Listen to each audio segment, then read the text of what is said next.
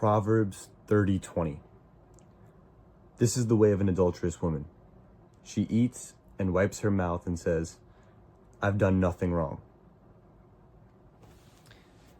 There's things that you can work with in a relationship and things that you can't work with. And one thing that you can't work with is if a woman isn't able to take accountability for her actions. If in every given situation, she's blaming you, no matter what's going on. A simple example is, let's say you do something accidentally, right? You do something you didn't realize it would bother her, or whatever the case is. Then she spitefully gets revenge, purposefully. And now you're upset, like, why would you do something like that? And instead of her apologizing for what she did, she blames you because of what you accidentally did that hurt her. So she says, oh, I only did that because you did this. Major red flag if we're using New Age terminology. Major red flag. An adulterous woman like this would say things like, I'm sorry, but da da da da. Or that only happened because you did this. And I'm sorry you felt that way. Not apologizing for what you did, but I'm sorry you felt that way. Da da da da. Lack of accountability on all fronts. Proverbs 5:3-6. For the lips of the adulterous woman drip honey, and her speech is smoother than oil.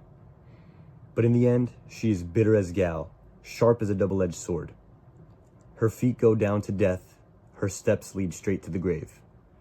She gives no thought to the way of life. Her paths wander aimlessly, but she does not know it. So right here in the beginning, for the lips of the adulterous woman drip honey, and her speech is smoother than oil. But in the end, she is bitter as gall. Just like I said, beware of agents sent from the dark side. I honestly might title this video, Beware of Agents Sent from the Dark Side Part 2, because this is what it's kind of coming down to. Agents from the dark side, just like the adulterous woman, synonyms. Lips, sweet as honey. They're going to be beautiful, beautiful, exactly your type. Satan knows exactly the type that you have in a woman, and they're going to be exactly your type. And it could be the other way around. Same type of guy for a girl. This goes both ways, by the way. This isn't just for women. It's for, guys or girls, whatever. For a God-loving person to beware of agents sent from the dark side, no matter who it is. But her speech is smoother than oil, so she's going to say things that you love to hear. I've experienced this. She'll say things like, oh, you're this and you're that. You're so amazing. I love how you love God. I love how you're so humble. I love how you're so this and that. But in the end, she's bitter as gall.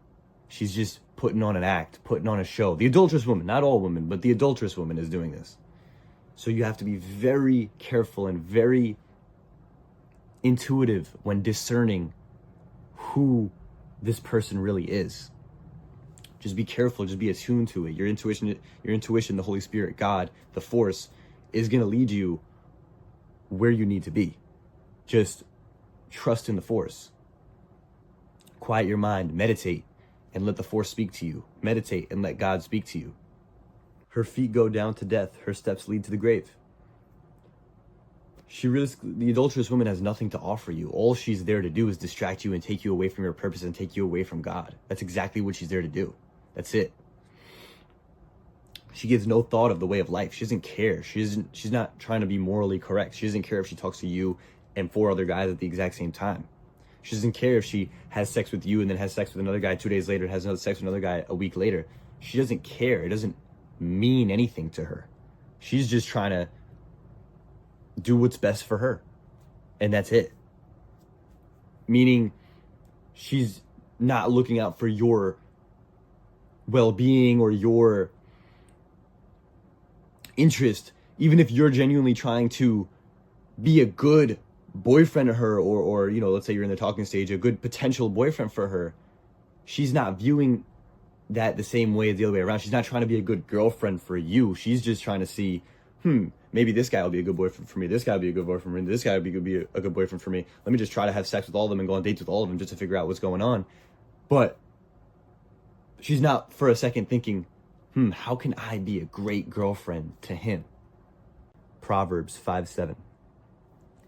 Now then, my sons, listen to me. Do not turn aside from what I say. Keep to a path far from her. Do not go near the door of her house. Stay away. Stay away. This is not the type of woman, this is not the type of person you want to be around. This is not somebody that's going to propel you further in life. This is not somebody that's going to bring you closer to God. Even though they might try to speak like they will and say things like the lips of the honey, or the lips speech smoother than oil, like they might make it seem like it, but they're not. All they're going to be is an obstacle in front of your way, just like Mario and Sonic at the Olympic Games. And that's really it. And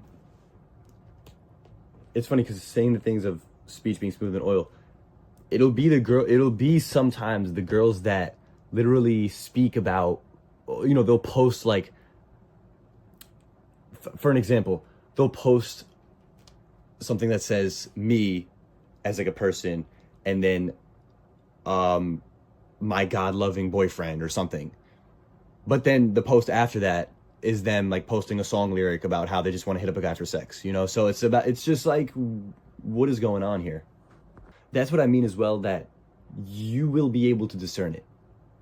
God will show you that this person's not right for you, or that this person is right for you. He will show you.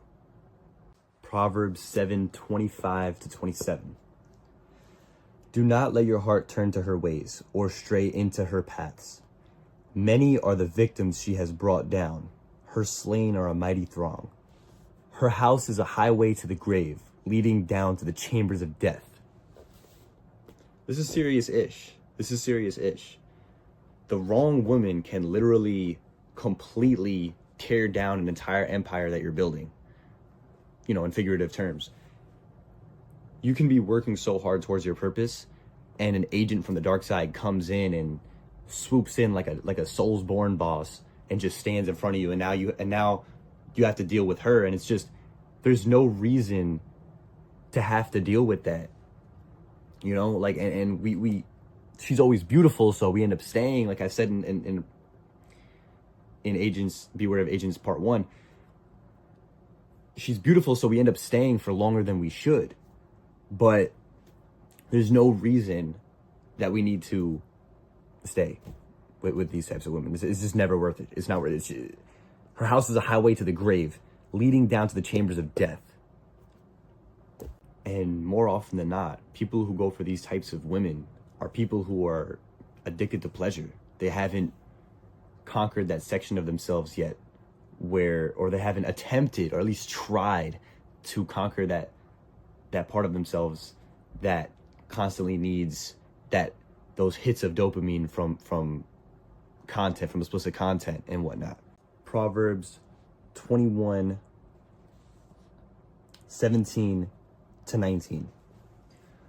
Whoever loves pleasure will become poor. Whoever loves wine and olive oil will never be rich. The wicked become a ransom for the righteous, and the unfaithful for the upright. Better to live in a desert than with a quarrelsome and nagging wife. So like I just said, people who are too addicted to pleasure, they get themselves in bad situations.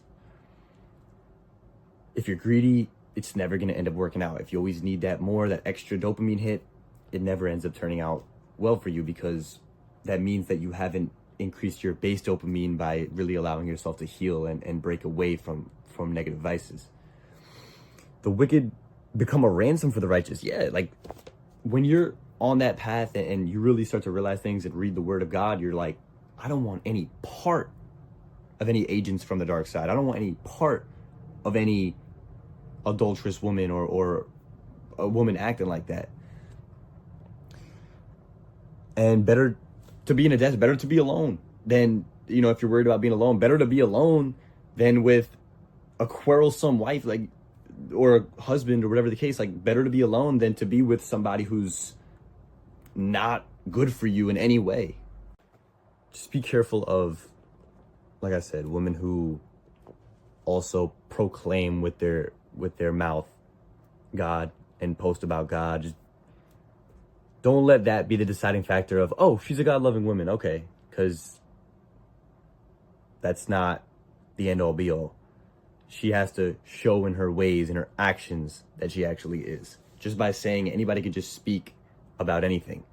It's about what she actually does in her character, how her integrity is, and and like I said, you're always going to be able to discern who it is and who it isn't. You're always going to be able to,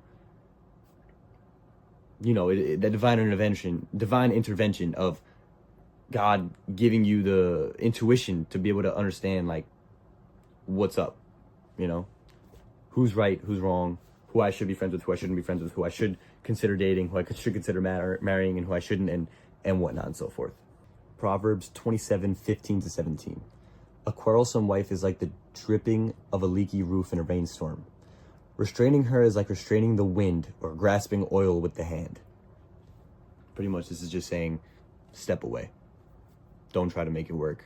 If she's given you enough signs to where she's clearly, like I said, either not taking any of the accountability or any of these signs, which are in New Age terminology, red flags, you should step away. Save yourself. Last verse I want to say here is 1 Corinthians 15:33. Do not be misled. Bad company corrupts good character. It's very important to keep the right people around you. And if somebody shows you something, it was God making sure that you saw that so you can step away from that person and move on. So yeah.